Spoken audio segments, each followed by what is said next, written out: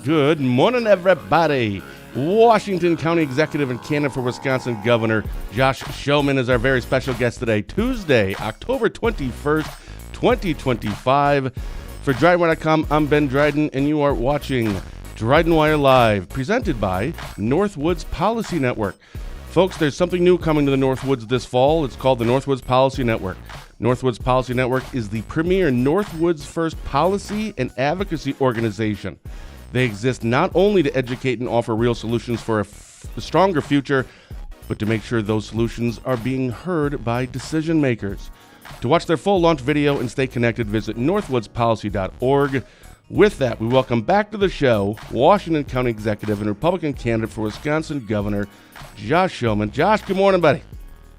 Hey, good morning. Thanks for having me back. I know, it's been a while. I think it was May. You announced that you were running for governor May 4th, and you came on May 5th, but you were on before that talking about a lot of Washington County executive line of work. I think that was like December, so that was almost a year ago. So, yeah, this is great. It's been a while. You've had a busy summer. Whew. It has been all kinds of busy. 72 counties in the first 127 days, and now we're at about day 175 and making my second round around Wisconsin. Oh, you're doing all 72 again? Well, we'll see. I mean, we're working on it. Yeah, we'll see. I mean, maybe not all 72. That's a lot of counties. It's a lot. It is a lot of hustling, I'll tell you that. So this was the plan. Like a lot of people they promote themselves for state office. They say, I've been to all 72 counties. It's like what you just have to do, right? But you're doing it again. Like, yeah. I'm just saying, like most are just going to say, hey, I did it. Right? And sometimes they do like 6 counties in a day. Like just driving through or something. I don't know. But why are you going to be doing it again? Well, the first time through for sure was I wanted to meet people where they were at. A lot of times when candidates start races, they send out those push polls. Everybody gets them on their cell phone, the text messages. What do you think of me? What do you think of my potential opponents? What are the issues that are important to you? And what I hear, or at least what most of my friends do, is delete those things. And so when you're face-to-face, it's hard to hit delete. So I have literally gone to all 72 counties, talked to thousands of people, just meeting them where they're at and hearing firsthand what their concerns and issues are. And I think that's the way to run races. If you look at the last 50 years, the only Republican candidates who've been successful are the ones that run campaigns like that. It's not mail-in efforts. It's not digital ads. It's certainly not television, which nobody watches anymore. It's really just meeting people where they're at and talking to them about issues they care about most. What are the issues that you're hearing the most? Actually, let me ask you this. Yeah. Since you've been all 72 counties, the issues facing Dane County, Milwaukee County, obviously Washington County, where you are, and Door County versus Washburn and Sawyer County. Different parts of the region. Are you hearing the same things, or is there a difference in what concerns they're expressing? There's similarities, but there's also distinct differences. For example, education is pretty much across the board something that people are concerned about, particularly K-12. If you get into certain parts of the state, obviously Milwaukee Public Schools gets a lot of attention, being the biggest city in the state. But as you get closer to your neck of the woods, I hear a lot more about concerns about schools closing or school districts not having sufficient funding because enrollment is declining. In Milwaukee, it's much more about safety issues and the amount of funding and the disaster that is the school district itself. So it matters significantly. What's interesting, the tie that binds, and this is where my campaign has really started to focus in on the policy, which is my favorite part of all of this. I got into this for the policy, not the politics, is talking about funding formula for schools, because that's really what motivates. That's what motivates all humans, of course, dollars and cents. But most importantly, it's what programs us to kind of go after. So for right now, for example, conservatives talk a good game about let the dollars follow the student. But I think it's too simplistic. I think we do ourselves a disservice by talking like that. The reality is, when you do that, you make a kid a commodity. We don't want to go down that path. Instead, we want to make sure there's some baseline funding. So small school districts like Spooner have the funding that they need baseline, and then are rewarded for better outcomes for kids. That's not exactly what I hear down in Milwaukee, where school choice is a big part of the conversation.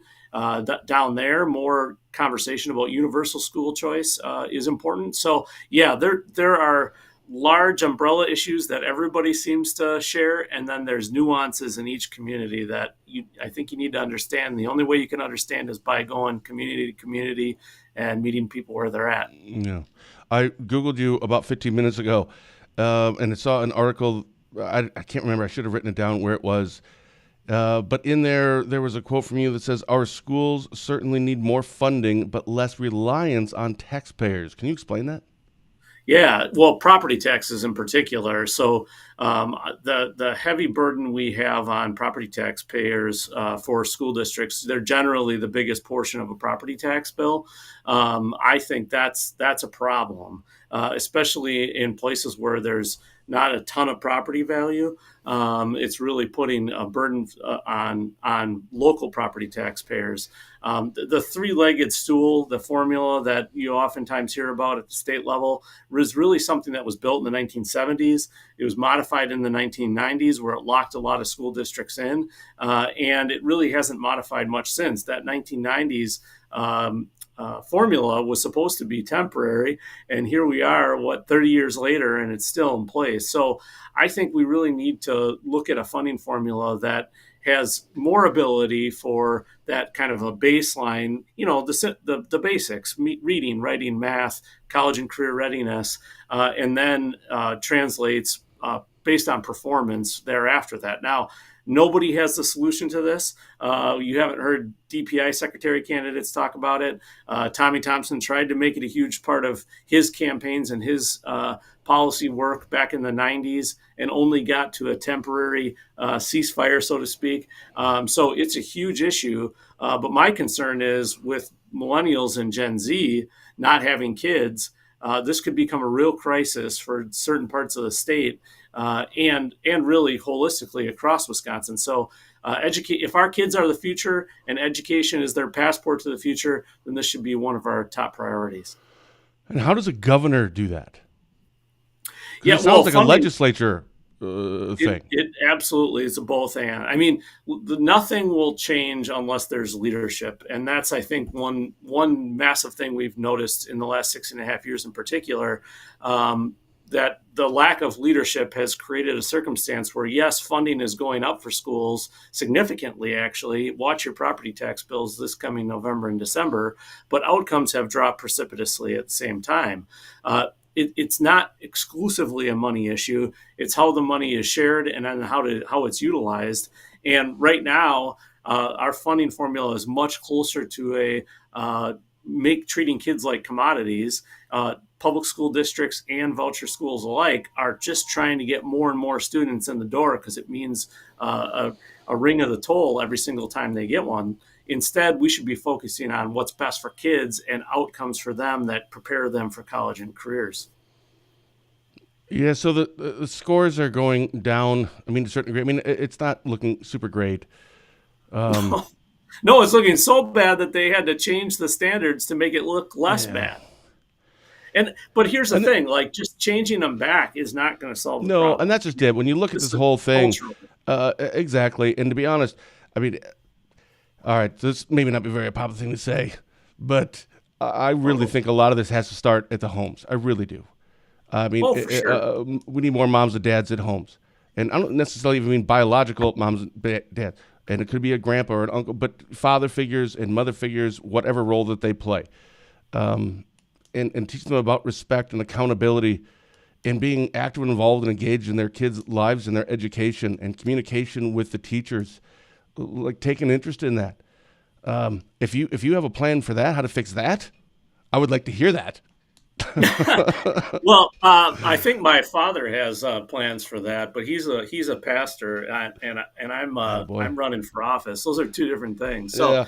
But I do sincerely believe that we can create the environment for that to be able to happen. We can make it easier make lives more stable. And I think that leads to kind of the other issue that, and I would say they're one, too. It's not as if one's clearly in front of the other one. Correct. But that's affordability. It is so expensive to live right now. I mean, the average price of a home in Wisconsin is approaching $350,000. I think in Washburn County, we're like third highest. We're at like 400 and some thousand. And then like all our neighboring counties are like way down. I'm like, what's going on in Washburn County? Yeah. I've heard, well, it's all those McMansions you guys have. That must be on all your valuable lake properties, too. Yeah. We have a question here from Carol. Looks like she had 3 follow-ups as well. So I'll just put this up and read the other one. What's your view of issuing vouchers for school-age children families? And then she also added, and charter schools in promoting homeschooling. So kind of just in a nutshell. Yeah, so I'm a 100% supporter of universal school choice, but I think we've got to be cognizant and thoughtful about how those vouchers actually work. For example, let's just use the central part of the state, Marathon County. When you're talking about school choice in Western Marathon County, really you're talking about which public school district do I want to pick. Okay. So Abbotsford area, if you know that area. Unity, Colby, they're all within about 6 miles of each other. When they talk about school choice, they're talking about one of those 3 public school districts, generally speaking. In other parts of the state, so Appleton, you have a lot of options. You go to the Appleton School District, Xavier, Fox Valley Lutheran, those networks of schools. So it means different things to different people. However, the funding formula is a little messed up. So if you go from Abbotsford to Colby, say it's an $18,000 per pupil aid, you're transferring to Colby. Colby gets about $8,000. Abbotsford gets about $10,000, and I'm just rounding. Sure. That's not exact math, but they keep funding. That's some of that baseline funding concept. Appleton, if you go from Appleton North to Fox Valley Lutheran gets $8,000. Appleton North gets $0. So the funding, it was all predicated. It's actually 4 different current voucher programs. It's not one. And it creates truly winners and losers. It's a zero-sum game the way we've set it up currently. That's, I think, part of the challenge why public schools are I don't want to use that term too generically. It's like some public school leaders detest the voucher program so much because it's a zero-sum game. I think that's problematic.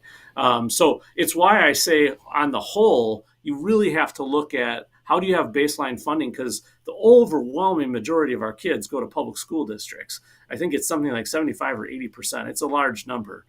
So we need to have good, solid public schools, and we need to make sure there's good funding for our voucher programs and homeschools. Do you see that story from Cap Times about those 200 teachers? I can't remember what the headline was. Yeah, this is what I mean. This is what I mean when I say it's a cultural change. You cannot change that by simply saying we're going to have better, report card standards. That isn't sufficient. And the same thing with saying things like we're going to hold the line on property taxes. It doesn't solve the core issues, and that is, I believe, we have taken authority and accountability away from teachers, and we've placed it in the hands of mid-level management administrators, and then nobody's accountable for anything. Everybody's left kind of pointing the finger at one another, all the way up to the DPI. I think reform needs to be deep down, and it starts with how funding formulas work, because that's what motivates people, but it also goes into taking a look at what do we really need for mid-level management, so to speak. Wow. Now, when I was in high school, and we're probably not too terribly far apart from each other, you were talking about a superintendent, a single principal, maybe an assistant principal, and that was about it. Now you have superintendents and associate superintendents and deans of students and principals and assistant principals and, directors of curriculum. There's so much administrative bureaucracy in between that it becomes kind of this black hole for anything to happen, including holding teachers who are doing inappropriate things accountable. Yeah, I read that, and that was a disturbing article. And it was horrible. I know it. And then honestly, I saw DPI's response to that, and I wasn't really satisfied with the response. I'm serious. I don't mean to No, be critical of it's just it. I have I did called not like on their Jill response at Underly. all. I have called on Jill Underly to resign. I think it's a complete embarrassment. The fact that she just ran a race this past April trying to criticize the opposing candidate on some ticky-tack issues, Brittany Kinzer. And meanwhile, this is happening under her nose. She clearly knows what's happening, which is why the response has been so pathetic. It is a complete embarrassment, and I think it's something that has to be at the top of the list of any gubernatorial candidate. And as I've gone around the state, like I said, affordability and education are at the top of the list. So once again today, I'm calling on Jill Underly to resign. Hey, you see the article about? I think it was in the Badger Project, and it's traffic cameras in Milwaukee. Oh, Did I you did see not that? see Did you hear that. anything about that? They're going to be hopefully putting it in because it's traffic cameras. You get a speeding ticket if you're doing 15 miles and over, automated stuff, and that's banned in Wisconsin. But they're going to be apparently trying to approve that for Milwaukee. So, well, I can't ask your opinion about it because you haven't seen that one yet. I haven't seen that one. Yeah. What are the other issues that you hear the most about when you're going around the state? Well, How about it's hold on. yeah, What's one yeah. question that you got asked that you were not expecting, like, or an issue that came up like? Ooh, I don't um, really know where I am on this. I've never even heard of that before or haven't thought about it. um, what have I? Oh, that's a good question. Um, I don't know. I get asked so many times about. Your show was the very first one I talked about. You asked me about legalizing weed. Yeah. I am floored at how often I get asked. I mean, I Seriously. And didn't I've walk asked into that this with every campaign thinking, candidate.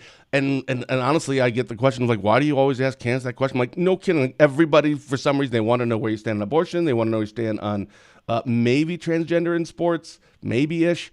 But really, it's marijuana. Like, it is a thing. Like, everybody wants to know where a candidate stands on this issue. I don't care. But yeah. apparently, everybody else does. So after the show we did last in May on May 5th, I Yeah. went over to Florence County, the border of Florence County and the state of Michigan, and as well as Marinette County, right on that line, and it was really interesting. The number of people who were at the bar and at the gas station across the street who were literally there just to get their weed supply that they were taking back to Oshkosh or Milwaukee or wherever. Like, I was shocked at how many people there were. And I hear, as I've traveled the state here over and over and over again, people simply crossing the state line. And now every state around us has some sort of legalization. And so, as I said to you a couple months ago, I mean, the ship has sailed. Like Yeah. Wisconsin, we're kidding ourselves if we think somehow we're going to put the genie back in the bottle. It needs to be a conversation about what is a reasonable regulation and how do we make it as safe as Yeah. possible. I wish the feds would take some action because the playing field is all over the place. Long story short, there needs to be some sort of legalization, and a conversation about how we do that best is wildly overdue. Well, I think that's really what the conversation should be. It isn't Yeah, about do you think you should or shouldn't. It's at this point it doesn't matter. right. This is what everybody wants, and maybe I'm against it, maybe I'm for it. Doesn't matter. But we just need to now. The conversation really should be, how do we do it? So Yes, I agree. It's a next generation type of question. yeah, I generally get it from young people and folks who have some sort of debilitating disease and that's or poor legit. prognosis. Yeah, Yeah, absolutely. yeah, it really is. So when you travel around, are people asking you about Tom Tiffany, or are they asking you about Evers, like the Democrat side, or like the primary side? Which questions do you get more of? In the last month, I would say I get Oh, more Tom Tiffany well, questions. makes sense. Yeah, yeah, yeah, But in the overall, I get who can win in November. Like, what we're tired of losing. We want a candidate who can actually win in November. And what does that look like? And I point to history. I mean, history, past is prologue, as they say. It's the best indicator of what's to come in the future. And the fact of the matter is, if you look back in our lifetimes, there have only been two candidates elected governor who are Republicans in Wisconsin: Tommy Thompson and Scott Walker. Both guys were 45 years old. They did exactly the type of campaign that I'm running. And if even you want to go back 50 years to 1978, Lee Sherman Dreyfus did the same thing. You just meet people where they're at, and you work your tail end off. And so I think it's that type of candidacy that's going to win. And they're slow and steady. They're not super sexy. You don't get the digital ads every day, the dopamine hit from scrolling on your phone. But that's Thank what you it for that, takes. by the way. I just want to say thank you. Thank you. Yeah, exactly. So We- yeah, this is a super important race, and there's obviously 9 candidates on their side, or 10 I can't. candidates. Whatever There's they've got. a number of them. Yes, there's a plethora. Yeah. I think we could say. Yes, I've been told Mandela Barnes is jumping in. I've heard that too. Shortly, I've heard that so too. we'll see. Yeah. We have a question from Beth, and we kind of went over this last show. Yeah. But yeah, still legitimate question. What are your qualifications for governor? Please and thank you. Yes, absolutely. Well, first off, I'm a Christian. I'm the son of a minister and a registered nurse. That's where I come from. And my wife and I have been married 24 years, and we have 2 boys that we've raised here in Washington County. But professionally speaking, I am the county executive in Washington County, which is the 10th largest county in Wisconsin, just south of Fond du Lac. I have been with the county 12 years, county exec for 6 years. I was the school board president at Hartford Union High School, which is why I know so much about the funding formula. My oldest son went to Hartford Union. My youngest son goes to Kettle Moraine Lutheran on a voucher. So that's why I know so much about that. But I've been in public service my entire professional career. My wife and I own a small business selling lavender, but primarily I've been in public service. And I've been doing that because after I was in Iraq in 2003, I chose to dedicate the rest of my life to earning back the service and sacrifice of the guys and gals who didn't make it back. And I wanted a job where I could reflect the Lord's love by loving my neighbor as myself. And I thought public service was the best way to do it. And it has been incredibly rewarding. So I think if you look back again in history, that young, energetic campaign and county executive, son of a minister, did pretty good about wasn't Scott Walker, right? Yeah. Yeah. And by the way, the love thy neighbor. I mean, that is like legit, and we Christians really need to emphasize that more in our lives. Like, no kidding. I don't know why we don't talk about that more. We absolutely should. Yeah, I agree. I mean, and I especially think post Charlie Kirk assassination, I think we need to lead with it. It's why I oftentimes now make a point to introduce myself as a Christian first. I think we need to let our light shine and be the salt and the light that the Lord told us we need to be. And what I mean, seriously, I still don't understand. Like, why is that a bad thing? Like, really, Christians, how are we really a threat to anybody? Like, we try to be good people, really, really. Like, oh, that Christian, I tell you, they're the worst. Or I don't know. Hey, speaking of Fond du Lac County, in 4 minutes, Eric Toney is going to be announcing he's running for Attorney General. He's having something at 9 o'clock, and so I'm assuming he'll send a presser afterwards. Why is he running for Attorney General? He ran last time, and Josh Call isn't running for governor, and he's running for Attorney General. I mean, I don't know. It's just weird. He must know something that I don't know, because if it's the same thing as last time, and that was the result, why would the result be any different? But that brings up a question.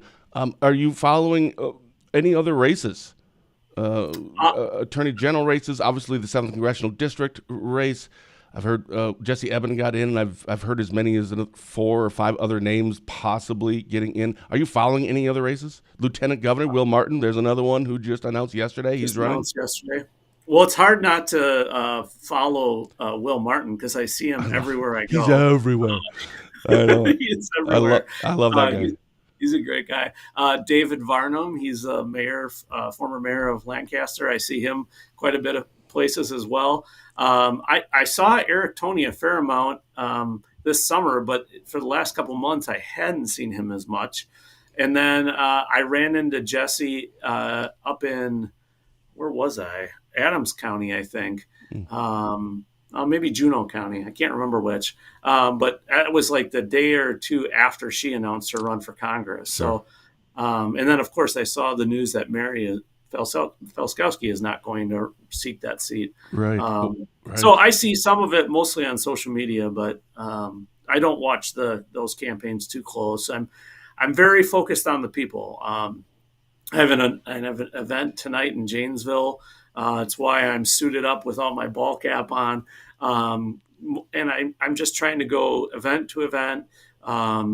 Literally on Saturday, I was at the Oshkosh Farmers Market, the Waupun Family Fest, and then a meet and greet in Whitefish Bay.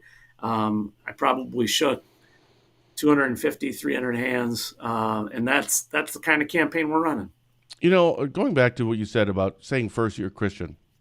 Yeah. I wonder if we should have a new conservative, like a Christian conservative, which I don't know why we have to put all these definitions on. Like, speaking of Jessie Evan, she announced she's a Trump conservative. Didn't know what that was. Then Will Martin yesterday, he is a common sense conservative. So all these different kinds, I didn't know there was that many different kinds of conservative-ism. I don't know if there's that many kinds for liberals. I don't know. But, man, we're getting to be a whole bunch, and I don't understand what all these things are. I mean, what happened to just you're a conservative? Like, maybe fiscal conservative, but other than that, it's just a conservative. So what kind of conservative are you? The kind that wins. Well, that's good. The winning conservative. Yeah. I mean, I think it's a blessing and a curse for conservatives. On the one hand, we're independent thinkers. Everybody's got their own lane, kind of their own approach. On the other hand, sometimes it becomes a circular firing squad. You've got AFP against Turning Point, against the Old Guard, against Club for Growth.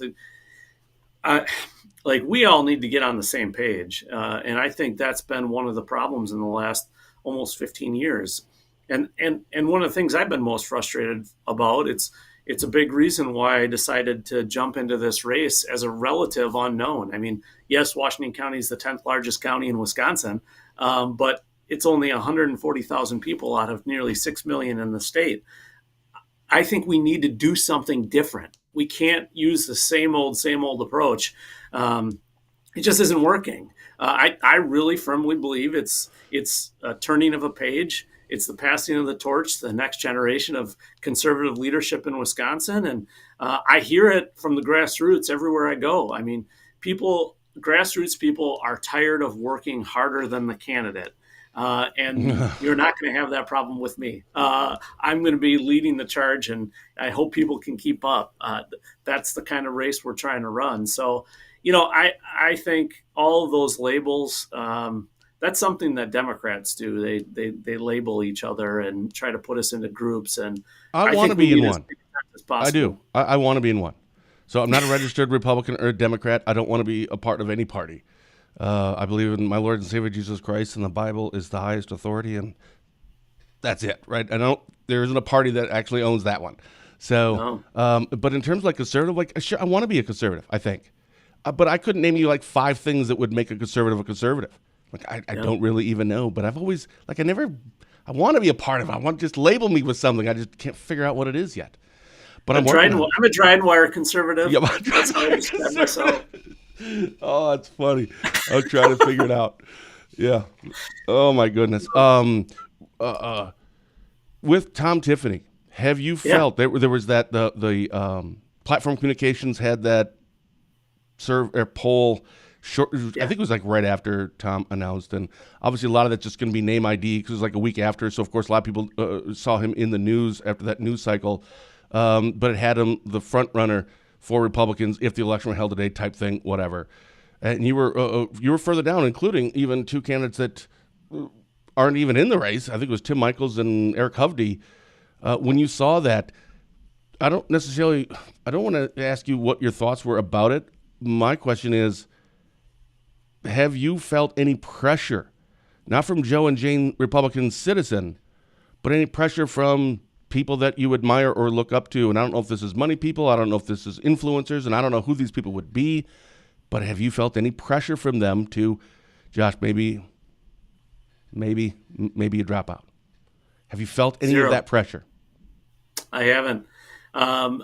When that poll came out and we started to take a look at it, first of all, I wasn't terribly surprised that a congressman who represents 1/8 of the entire state has more name ID than a county executive who represents a 0.5%, or whatever percentage it is. So wasn't terribly surprised. And I mean, the other two names that you referenced are Eric Hovde and Tim Michaels, each of whom spent about $20 million. You should know who they are, right? Yeah. So no, none of that surprises me, and we knew from the start that this was going to be a grassroots type of a movement campaign, where you needed maximum amount of elbow grease, burning shoe leather and pressing flesh all across the state, and that was going to take time. That poll, albeit maybe a little flawed, I think proves that point. So no surprise at all. I think what's most interesting is what will happen now in the next 10 months, especially if it stays a 2-person race, which from what I can tell, it certainly seems like it's going to. Yeah, I would think so. Yeah. Listen, I mean, Tom's a good conservative. He's been a great legislator. We've run into each other a few times and we're very cordial. I really believe this is kind of a choice between a couple of things. One, I have actual executive experience. Tom has legislative state experience. The Southeast Wisconsin Northwoods thing, you can't pretend that doesn't exist. That absolutely is a thing. People maybe don't realize middle school and high school, I grew up on Highway 29. But those are the things that I think are going to really differentiate. Like, I have had to actually be an executive in the trenches. You're in county government. It's where the rubber hits the road. Making executive decisions is something different. And I think the best proving ground to find out who's going to be the best next executive of the state of Wisconsin is, what does the record look like on what they've currently done as an executive? There's a big difference between running a small business, which my wife and I do, compared to running a county government. Business and government are just not the same. You can take business principles and apply them. There's no doubt about that. But you've got 20-some elected legislators, the county executive in the case of my county. I've got 140,000 citizens I have to respond to. It's just different than business. And so, I'd put my track record up against anybody, Tom included. We've actually shrunk the size of county government demonstrably. I grew up believing small government, lower taxes. I don't know what kind of conservative you call that, That'd but be that's a fiscal who I am. Conservative, I think. Yeah. We've lived it. Okay. When I started in Washington County, our tax rate was $2.88 per thousand. The budget that I proposed and will get approved in a few weeks, God willing, it's $1.40. What? Oh, yeah. And it's a combination of two things. Our property tax collection, so the tax levy, I know you're familiar with that. They're lower in 2026 than when I was elected in 2020. And it's lower than it was in 2008. So that's one part of the formula. And the second is we've had significant economic growth, like almost doubled the property value in the 12 years I've been to the county. Those two things combined have cut our tax rate in half. And at the same time, the way we held that levy flat was by making government substantially smaller, everything you could measure. Biggest thing is county employees. We had 850 when I started. Today we have 625. The number of buildings, the number of acres, the number of roads, the number of parks, everything is smaller. But we're really, really good at public safety, mental health services, roads, and economic growth. And when I'm governor in January of 2027, education will be added to the list. If you like those types of results, that's exactly what I'm going to bring to Madison. That's why you should vote for me. It's not a legislative back and forth. It's actual executive experience, real results, and real reform. And your housing, that was awesome. That was Thank you. we talked about Thank you. that back in it was December when you were on first. That's right. I would highly encourage people to go back and listen to that. What you did with housing there was absolutely brilliant. Beth did have a follow-up. She said, please remember it is in the best interest of everyone that government should stay separate from religion. Your thoughts on that? Yeah, well, I mean, as I said, I'm a Christian first. It emanates everything I do, but it doesn't mean that the Ten Commandments drives how state statutes work. It just drives how I live my life. So, yes, there is a separation of church and state, undoubtedly, but it will never change who I am as a person. On a side note, I think religion is the worst. And seriously, religion. Religion freaks me out a little bit. It just does. There's so many different things. I don't want to get into that whole thing. Just, you know what? I'm a Christian. I believe in the Bible, and I read the Bible. But sometimes, like, I don't even like getting put in that category of, you're a religious person. It's, once again, it's like being a part of, like, I don't want to be a Republican or Democrat. I don't want to be a Wesleyan or a Baptist or a something else, because they all have these weird different things. Right, I know this great guy named Jesus. You should meet him. Yeah, He's awesome. Kind of find out. We do have a leader of our church, and the church isn't a building, and his name is Jesus. All right. What do you have coming up later on this week? Yeah, it's a fun-filled week. Every week is. I have all kinds of events across Wisconsin. Like I mentioned, I'm in Janesville this evening, and we've got one, I think, in Fox Valley later this week. So just continuing to make the rounds around the state. It's budget season in Washington County, as I'm sure it is across all counties. Yeah. So I will certainly be having a bunch of conversations. Most of the rest of my day today is actually conversations with county folks about county budgets and the impacts of this county budget on our organization. But the most important thing is the impact on local property taxpayers. That we're cutting the property tax levy by $100,000. I think that's the 8th time in 12 years we've cut the levy. And in particular, this time we did it very strategically. And I'd urge you, and I'd urge all your listeners to take a look at your local school district. So you remember the conversations about Governor Evers' 402-year veto last budget cycle? Yep. So that is all coming to roost now. So in this current state budget, the deal that they cut was public schools would get more funding. You saw everybody running around celebrating that. But really all they did was authorize that 402-year veto to be effectuated and executed. So now you're going to see property taxes. That's what that 402-year veto authorized, about a $350 increase on the average home in Wisconsin. That is going to start to be implemented across the state. So in West Bend School District here, that's our biggest school district in my county, it was almost a 10% increase in property tax levy. In Kewaskum School District, it was a 7.5% increase in property tax levy. So I think you're going to see that all throughout Wisconsin. And so my feeling was the best thing the county can do is hold the line and make a small reduction to offset those massive increases as I go across Wisconsin and hear about how affordability is the number one concern. And I think that got missed by a lot of people. For sure. What wasn't like, oh, this is wonderful for our schools. Like, okay, sure, I'm not going to deny, obviously helping. We already talked about that a little bit about the funding formula and where we're actually spending our money. But where does that come from? Yeah. You're kind of missing that part. Right. Yep. Right. So if you're at home, it's starting next month or the month after, you're going to start seeing that now. Exactly. And it doesn't stop. It's not just a one-time thing. Yeah, it's the pros and cons of our republic, right? I know. I wish there was like absolute rights and absolute wrongs. That would be great.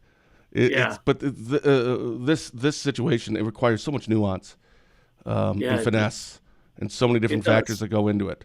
I have time for one more question here. Renee asks, what would be your 3 top aggressive issues you would address and achieve and solve if elected governor? And I love how she ends it. Actions speak louder than words. Couldn't agree more. Let me give you the top 5. I'll do the top 3 and then 2 bonus ones. Oh, bonus.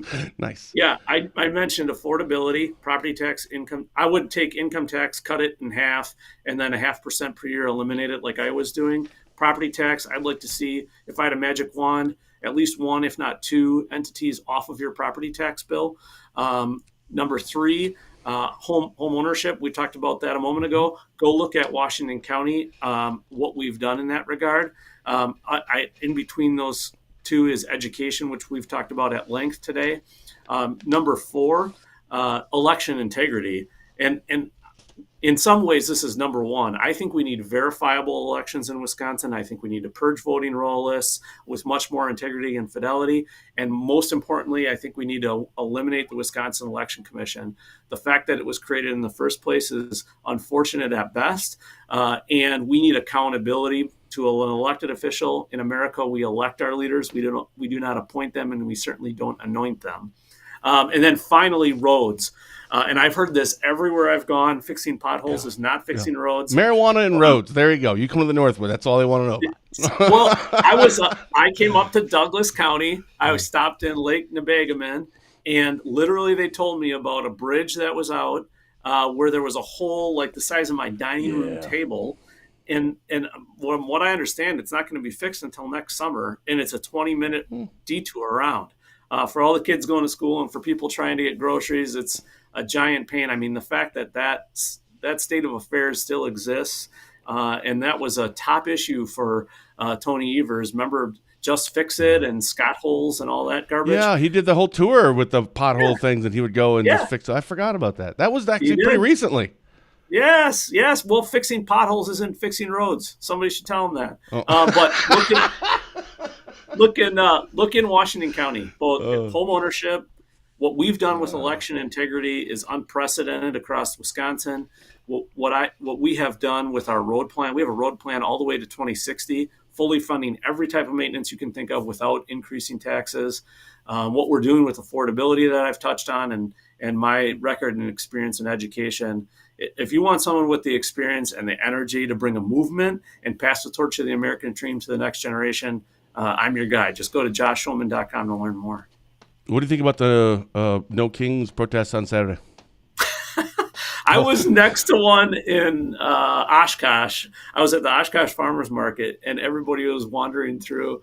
It seems like a paid-for stunt by some of the billionaires on their side. But that's what you get when you get billionaires just throwing their money around. Yeah, but you'd take money from a billionaire, wouldn't you?